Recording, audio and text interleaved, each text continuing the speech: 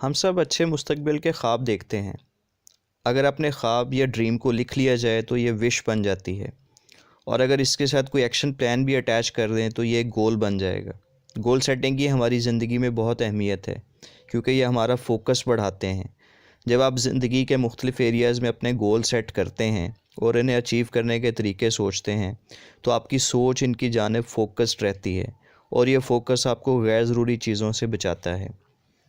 Goal setting का दूसरा फ़ायदा ये है कि यह हमारी ज़िंदगी को ज़्यादा मीनिंगफुल बनाती है। यह हमारी ज़िंदगी को एक मकसद देती है। ये हमारी ज़िंदगी को सीरियस लेना और इसकी कदर करना सिखाती है।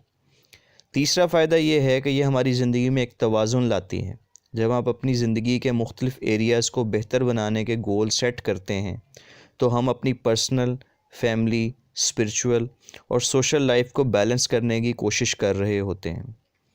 गोल सेटिंग का एक फ़ायदा ये भी है कि ये गोल्स को अचीव करने की पॉसिबिलिटीज़ बढ़ाती है। इस तरह यह हमें अकाउंटेबल बनाती है कि हमने कब, कहाँ, कैसे, कौन सा काम पूरा करना है।